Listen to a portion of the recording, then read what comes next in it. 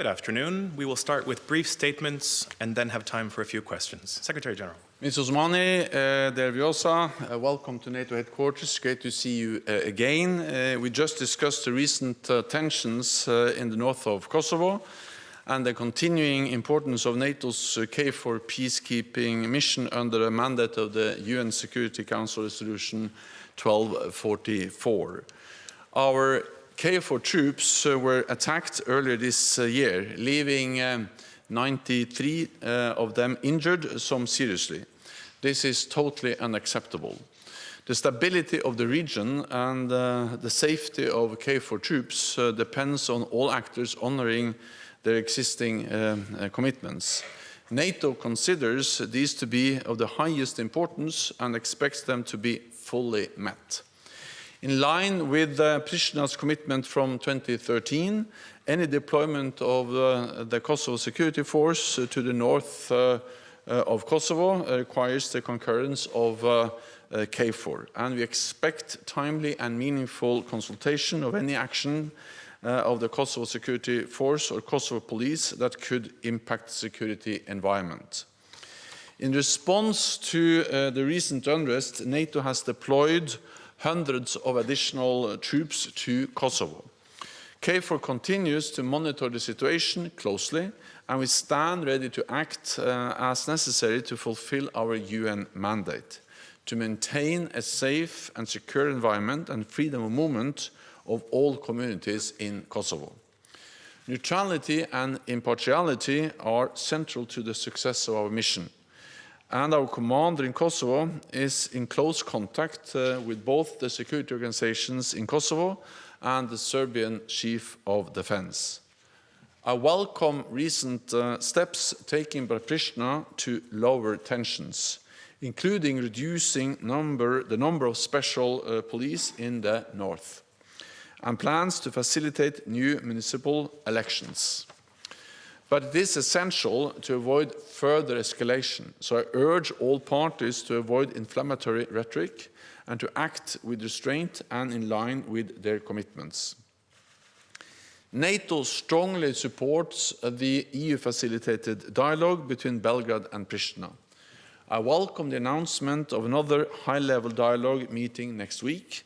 This is the only way to resolve outstanding issues and to reach a solution that respects the rights of all communities. This requires patience, perseverance, and compromise. It is also an opportunity for Kosovo to demonstrate that it is a responsible actor working constructively to the benefit of Euro-Atlantic security. So once again, welcome. It's great to see you here, and thank you so much for a very fruitful and important meeting. Thank you. Thank you. Thank you, Mr. Secretary General. Dear journalists, let me start by expressing my gratitude to you, Mr. Secretary General, for the warm welcome at NATO Headquarters today, and to your distinguished colleagues whom we met today. I'm here as a testament to Kosovo's strategic orientation. NATO is our destiny. As I shared in our bilateral meeting, we are very much appreciative of Mr. Secretary General's leadership at NATO during this testing time for our transatlantic community. Allow me to convey the profound appreciation and gratitude of the people of Kosovo and its institutions for the role that NATO has played in saving our lives in 1999 and the role that it is playing today to ensure sustainable peace and security in our region. We value the contribution of women and men in uniform who have served in Kosovo as part of the KFOR mission, enabling Kosovo to thrive and providing all of the people of Kosovo the opportunity to live in peace. Kosovo's successes are also NATO's successes. And that's why we are proud of having the most vibrant democracy in the region and a resilient youth with brilliant entrepreneurial spirit.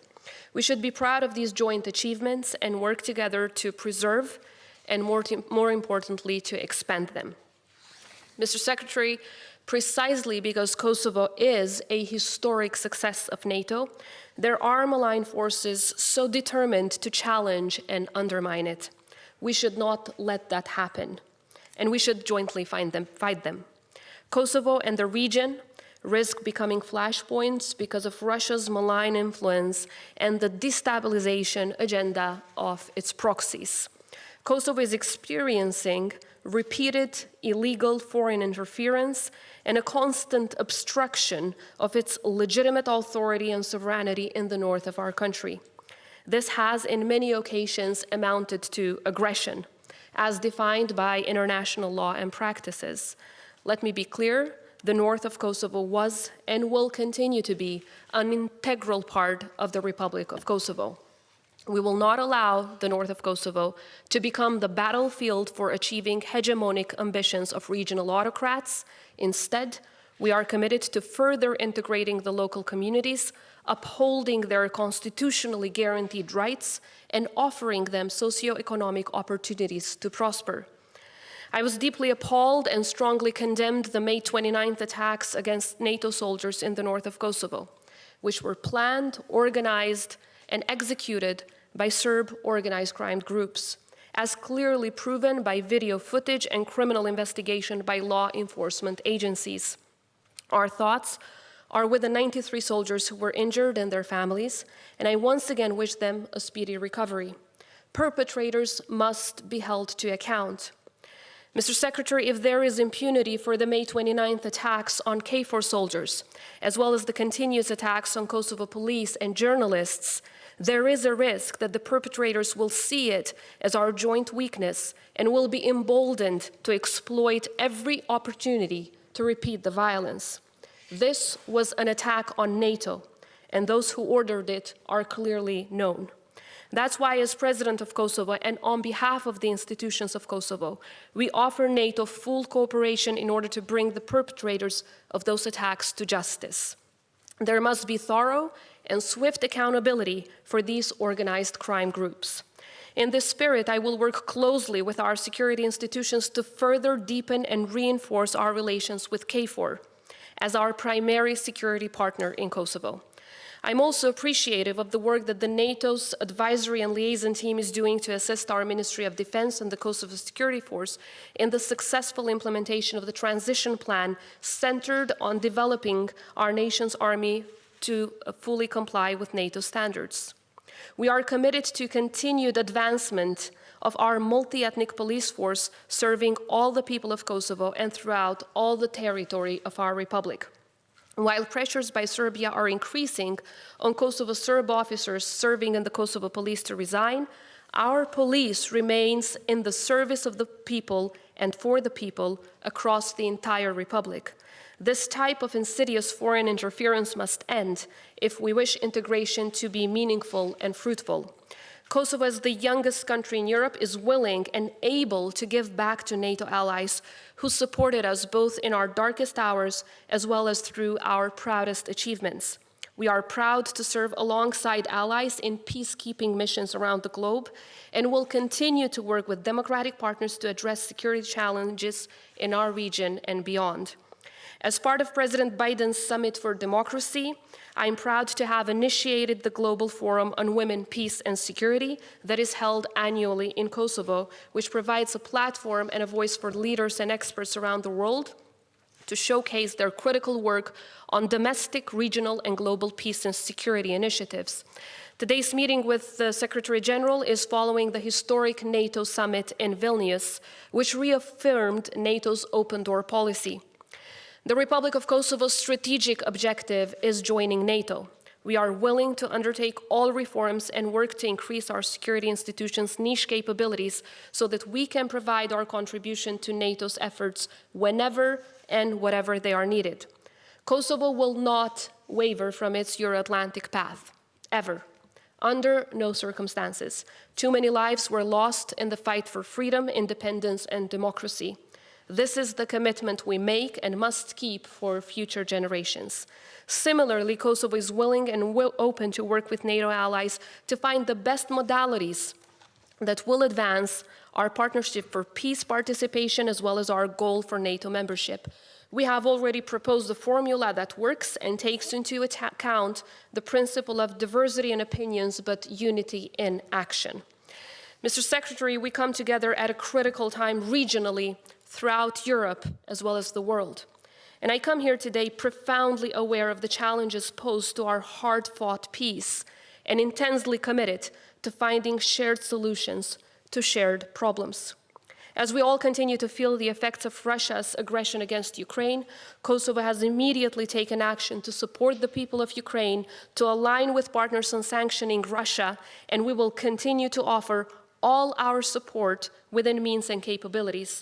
We will support Ukraine until its inevitable victory, until it liberates every inch of its territory. NATO and Kosovo are eternally tied together. NATO is part of Kosovo's successes, and Kosovo is an example of NATO's moral compass and righteous actions. As the war in Ukraine reminds us, long-term peace and security can be achieved if democracy wins, if rule of law prevails, and if there is mutual respect. Kosovo remains committed to these principles and extends its hand of cooperation to all of its allies and all of its neighbors. We need NATO as a guarantor of peace, deterrent of malign influences, and defender of democracy. We are ready to do our part. Thank you. We'll start with RTK over here, please. Yes, Tuhina, Kosovo Television. Secretary General, I plan to ask something else, but I was puzzled by your introductory remarks referring to 2013 commitments, which evidently include only the consultation and prior approval of Kosovo Security Forces, approval by KFOR. You are now including special police forces. Is this new requirement of NATO? Can you clarify, please? Thank you very much. It's not a new requirement. It's the conditions that NATO's presence has been based on for a long time. Any deployment of the special forces requires concurrence from KFOR, and then there is a need for coordination and close consultations between the authorities in Pristina and KFOR on any deployment that may affect our posture and the security in Kosovo. Next, we'll go to Associated Press, please. Lorne Cook from the Associated Press. You heard the Secretary General, Madam President, talk about the tensions and the concerns that he has, and we know that any wrong statement or incident can create problems for personnel in Kosovo. There's a new round of the Serbia-Pristina dialogue coming up next week. I wonder what your hopes for that process are, and what you think of that as a structure, whether that's working or not, because it seems to be moving quite slowly. Secretary General, the President mentioned that perpetrators must be held to account for what happened, and you yourself mentioned 93 people had been injured during the incidents earlier in Kosovo this year. Do you agree too that the perpetrators should be held to account? Is justice being done? Is that happening on behalf of Kosovo KFOR staff? Thank you. The next dialogue meeting between the representatives of the Republic of Kosovo and Serbia will take place on the 14th of September. Kosovo has always been the constructive party, unfortunately the only constructive party in that process. Unfortunately, the list of unimplemented agreements by Serbia is very long, so I will not dwell upon it, but I have to say that our hopes are right now that there would be a balanced approach. A balanced approach by the EU intermediators is a precondition for the success of the process. There were times when we didn't see this balance, so I would like to call upon all of our partners and allies to ensure this balance, to ensure a principle of full equality and equal footing of both parties in the process if we want to see sustainable results and results that truly contribute to peace and security and stability in the region. Now, of course, what remains at this point in time is discussing a sequencing plan for the agreements that were reached in Brussels and Ohrid. Of course, that sequencing plan needs to take into account that the agreement in Brussels has 11 articles, not just one. So we, in the Republic of Kosovo, have been insisting on full implementation of the entire agreement. There's not one article that is more important than the other, and also have committed to fully implementing our part of the obligations. But we should not ignore the fact that Serbia has undertaken concrete obligations in that agreement as well, among which is not objecting to Kosovo's membership in any international organization, of course, an obligation which it has already violated. As discussed earlier, among others, although the agreement clearly calls on the parties to respect each other's territorial integrity and sovereignty and the principle of equality, what happened post the agreement was that Serbia kidnapped 3 police officers within our territory, and they continue with their destabilization efforts against the entire all of the neighbors in the region, which is unfortunate, because in this way they are not only destabilizing the Western Balkans, they are putting at risk the values-based system that the European Union and NATO represent. If I may add, when it comes to the issue of coordination with our NATO allies, as President of the Republic, I've constantly worked to make sure that there is full coordination between Kosovo institutions and the KFOR presence in Kosovo, because we believe that working together with allies produces better results. We all have the same goal, which is peace, stability, and security for all the people of Kosovo and the region.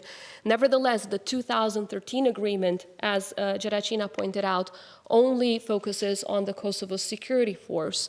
The police of Kosovo has been acting and exercising its constitutional mandate throughout all the territory of Kosovo for more than 2 decades. Yesterday we celebrated the anniversary of their creation, and by the way, it's the most professional police force and a multi-ethnic force in the entire region. But as a principle of coordination, as President, I insist that coordinating with our allies, not just for the north, because Kosovo also has its south, its east, and its west, we should coordinate and work together with allies for every inch of our territory, for the entire region, precisely because of our strategic orientation, which is Euro-Atlantic integration. Whenever we worked together with partners, the results were fruitful. There were more peace, more prosperity, and more stability in the region. So we will continue to work together to address these joint security challenges, because as the 29th of May has shown to all of us, those who are against Kosovo are also against NATO. The attack against NATO soldiers showed that these destructive and malign forces want to attack the values based on which NATO, as well as the foundation of our country, are based. So we will absolutely work with NATO and the presence of KFOR, but of course pointing out to the fact that the 2013 agreement, exchange of notes was a very narrow agreement, and for all of our security institutions, we aim to make sure that they are in the near future part of the Euro-Atlantic institutions. The attack on NATO peacekeepers, KFOR personnel, that happened earlier this summer or in May is totally unacceptable, and therefore it is important that those who are responsible are held accountable. There is an ongoing investigation by the Kosovo authorities. We also have the EU ULEX mission in Kosovo, and then of course the third responder is KFOR.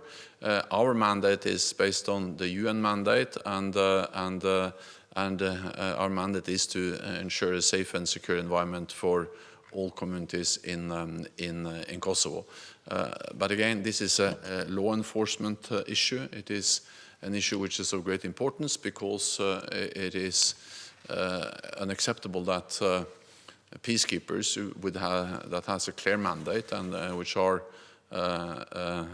enforcing that mandate in a very difficult situation are attacked. a high number of wounded personnel, and 3 of them with life-altering wounds. So yes, those who are responsible must be held accountable, and there is an ongoing investigation. Time for just one more. I will go to Reuters, please.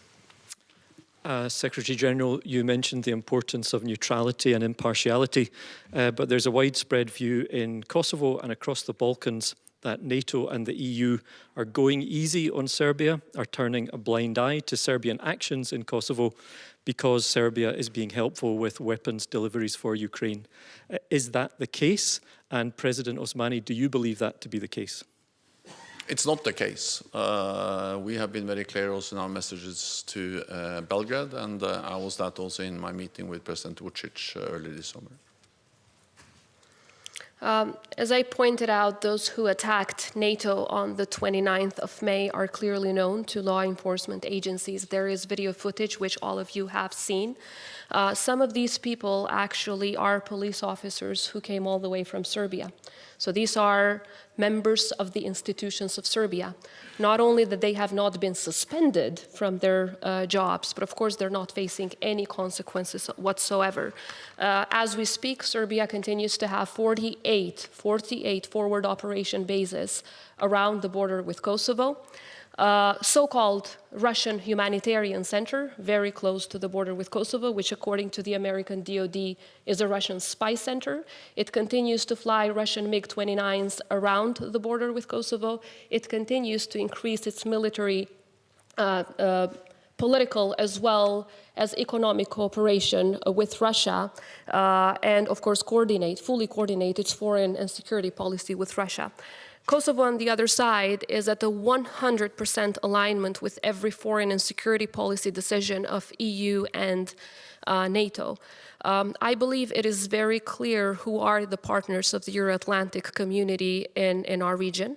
But at the same time, of course, we are fully aware that bringing Serbia closer to the Euro-Atlantic community, bringing Serbia closer to the West, is in the interest of all of us, Serbia should be doing at least a little bit of its homework before it gets the support that it is receiving from the European Union, because the EU money should go hand in hand with the EU values. That's not the case as we speak. That's all we have time for. Thank you all very much. Thanks so much. Thank you.